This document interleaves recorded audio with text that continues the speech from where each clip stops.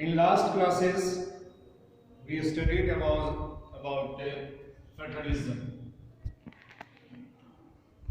In last classes, we studied about the definition of federalism, the features of the federalism, and how federalism is working in India, and how the central government and the state government have been given the power jurisdiction by the constitution.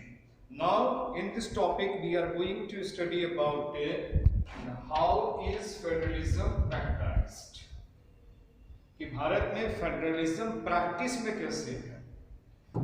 So we saw that in our constitution it has been mentioned that there is a two level of the government, one at the central level and second at the state level. But whether only to write in the constitution, write on the paper is the proof of the things that it is in the practice? No. To be the things in the practice is necessary that whether the things which are written in the constitution, whether it has been properly implemented, whether it has been practiced practically, then we have to see, we have to judge, we have to watch whether federalism is in practice in India or not. So in this topic we are going to judge, we are going to analyze that whether in India federalism is in the practice or not, and the method through which we will measure it first is linguistic states. Linguistic states. As you all know that when we got independence in 1947, in your book it has been given the map of India of 1947. तो 1947 का जब map आप देखेंगे तो उसमें आपको दिखता है कि बहुत सारे ऐसे राज्य हैं जो 15 अगस्त के बाद में समाप्त हो गए. यानी उस समय में 3 राज्य थे. एक था जो ब्रिटिश कंट्रोल स्टेट था, एक था जो कि प्रिंसली स्टेट्स वाले राज्य थे, और एक जो है वह अनएडमिनिस्ट्रेटिव सेक्शन वाले स्टेट्स थे. अब इन तीनों का जो मैप था दैट वाज एंटायरली डिफरेंट. और एक दूसरा मैप आपके बुक में दिया हुआ 2006 का, उस मैप को आप देखें तो उसमें भारत के स्टेट्स के बारे में दिया हुआ है. तो जैसे कि पिछले क्लास में हम लोग पढ़े थे कि India belong to holding together federation, तो इंडिया की जो बाउंड्री थी वो बाउंड्री के अंदर में जितने भी स्टेट्स थे, princely states and British administrative states से प्रोविंसेस, उन सबको रिमूव कर दिया गया, उनकी बाउंड्री समाप्त हो गई. Now the question came that we have to make our own states. अब हमें अपने राज्य बनाने हैं. अब उस राज्य को बनाने का पैरामीटर क्या होगा, उसका स्टैंडर्ड क्या होगा, how the state will be made, what will be the basis to make a state. ये उस समय के लीडर्स थे, उनके सामने में ये क्वेश्चन था. they thought about it. A state reorganization commission was made, और वो कमीशन जो है वह काम करती रही, और finally they came in the conclusion that we will make the state on the language basis. Language के आधार पे हम लोग स्टेट बनाएंगे.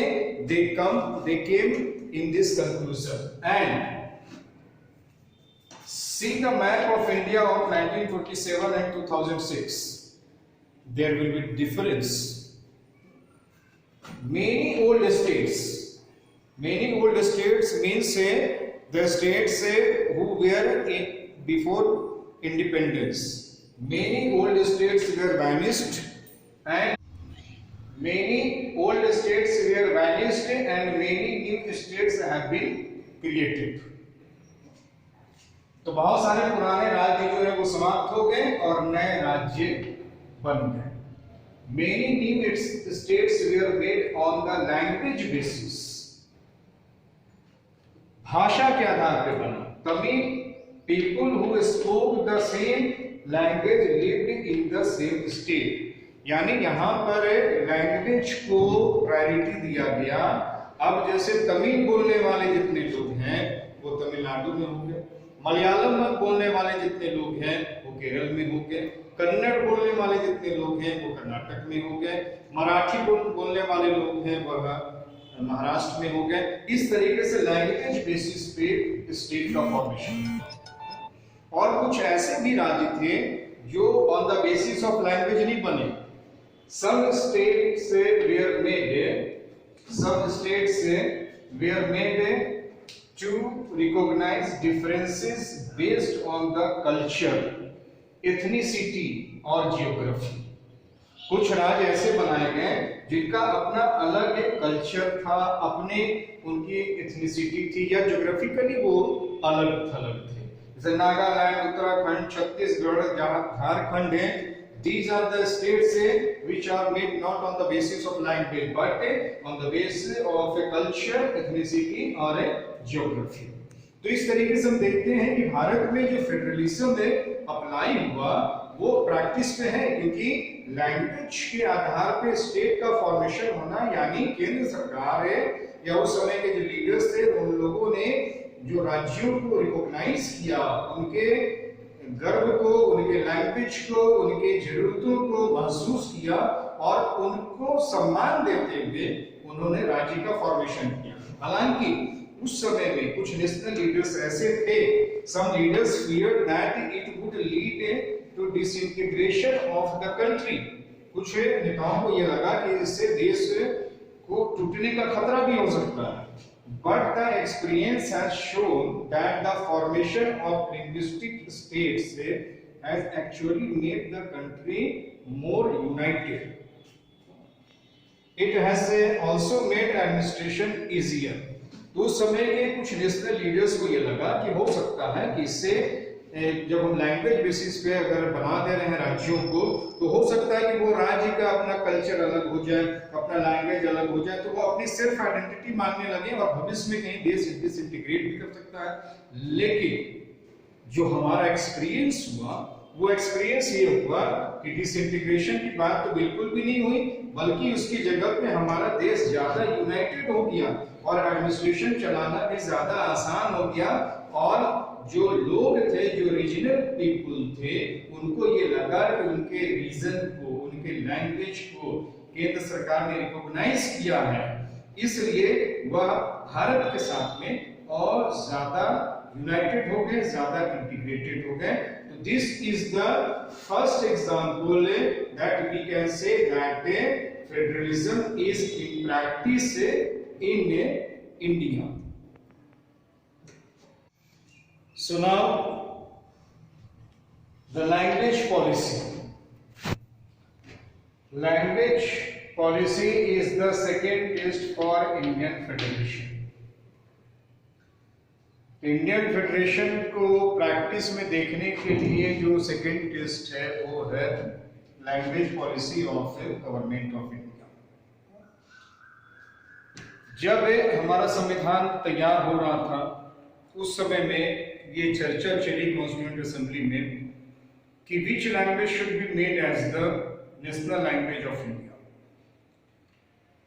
तो उस समय में जो सर्वे किया गया उस सर्वे के अनुसार से ये बात निकल करके आई कि द मैक्सिमम में people speak which language. It was found that it is Hindi which is spoken by 40% of the people of India at that time. तो कोई भी ऐसा लैंग्वेज नहीं निकल करके आया जो कि 50% या उससे ज्यादा बोला जाता. अब जब ये लैंग्वेज पॉलिसी डिसाइड होने लगा देश का, तो उस समय में कॉन्स्टिट्यूशन ने स्पेसिफाइड कुछ भी नहीं किया. Our constitution did not give the status of national language to any one language. हमारे संविधान ने किसी भी भाषा को राष्ट्रीय भाषा का स्टेटस, उसका महत्व नहीं दिया। Hindi was identified as the official language. Hindi को ऑफिशियल लैंग्वेज के रूप में आइडेंटिफाई किया गया, इसलिए कि वह 40% लोगों के द्वारा बोला जाता था। फिर ये हुआ कि हिंदी तो रहेगा, इसके साथ साथ इंग्लिश को भी ऑफिशियल लैंग्वेज के रूप में या वर्किंग लैंग्वेज के रूप में रखा जाएगा, और हिंदी और इंग्लिश ऑफिशियल लैंग्वेज के रूप में चलता रहा। हाँ, संविधान में जरूर समय समय के साथ में including Hindi there are 22 scheduled languages recognised by the constitution. आज हमारे देश में 22 भाषाएं हैं जो कि शेड्यूल्ड लैंग्वेज कही जाती है। अब what is the scheduled language? तो scheduled language a candidate in an examination conducted for the central government positions may opt to take the examination in any of these language। तो scheduled language का मतलब ये हो गया कि केंद्र सरकार के लिए यानी राष्ट्रीय स्तर पे कोई भी नौकरी के लिए यदि विज्ञापन आता है तो उसमें एक कैंडिडेट इन 22 में से किसी भी भाषा में वो एग्जाम दे सकता है। जरूरी नहीं है कि वह हिंदी में या इंग्लिश में ही एग्जाम देगा। जो भी भाषा, जो 22 भाषाएं मौजूद हैं, उन 22 भाषाओं में वो दे सकता है। उसमें संस्कृत भी है, उसमें उर्दू भी है, उसमें डोगरी भी है, उसमें मैथिली भी है, उसमें कन्नड़ भी है, तमिल भी है, एंड इस तरीके से 22 लैंग्वेज है जिनको शेड्यूल्ड लैंग्वेज कहा गया है। और यही कारण है कि आप लोगों को क्लास 10th में भी एक सब्जेक्ट का ऑप्शन मिलता है, जैसे कि हिंदी बेल्ट में उसको हिंदी भी लोग लेते हैं या संस्कृत में लेते हैं, लेकिन अगर आप चाहें तो उन 22 में से कोई एक लैंग्वेज ले सकते हैं, यानी इनको मान्यता है, ये 22 लैंग्वेज को रिकॉग्नाइज्ड किया गया है कॉन्स्टिट्यूशन के द्वारा। ठीक, अब साथ ही साथ स्टेट्स को भी ये कहा गया कि आप भी अपनी मर्जी से अपने रीजनल लैंग्वेज को ऑफिशियल लैंग्वेज के रूप में इस्तेमाल कर सकते हैं। Now the constitution said at the time of implementation of the constitution said that the use of English for official purposes was to stop in 1965। कि ये कहा गया संविधान के द्वारा, जब संविधान लागू हुआ तब, कि इंग्लिश जो ऑफिशियल पर्पस के रूप में 1947 में इस्तेमाल होना शुरू हुआ, वह 1965 में आकर के बंद हो जाएगा, उसको बंद कर दिया जाएगा। अब जब 1965 का समय आया, then again this question arose। अब ये क्वेश्चन खड़ा हुआ तो उस समय में साउथ इंडिया के स्टेट्स में और नॉर्थ ईस्ट के स्टेट्स में इसका बहुत जबरदस्त विरोध हुआ।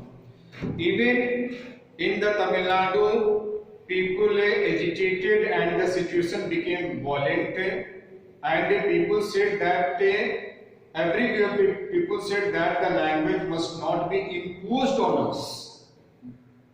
Indian government has shown the example of Sri Lanka।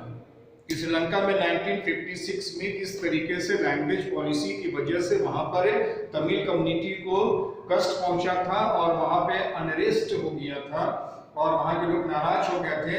India was not in the position, or the central government was not in the position, the central government do not want that for the language India and the state, central and the state government should go for confrontation, should go for clashes।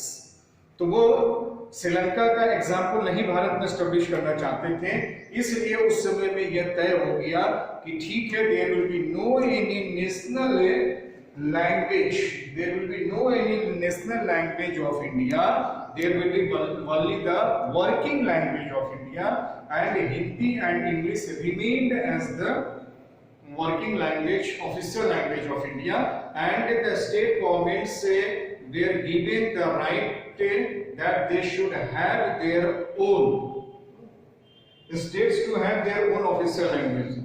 Means states have been given the right that they should keep their own regional language as the official language.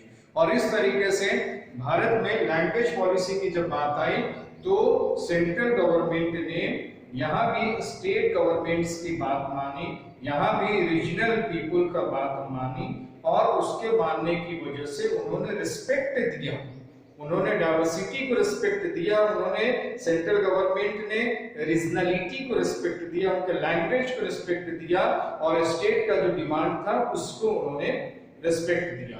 तो जो हम लोग feature of the federalism में पढ़े थे कि mutual trust, तो वो म्यूचुअल ट्रस्ट यहाँ पर केंद्र सरकार और राज्य सरकार ने दिखाया और इस तरह से we can say that in India the second test for Indian federalism is language policy and it succeeded.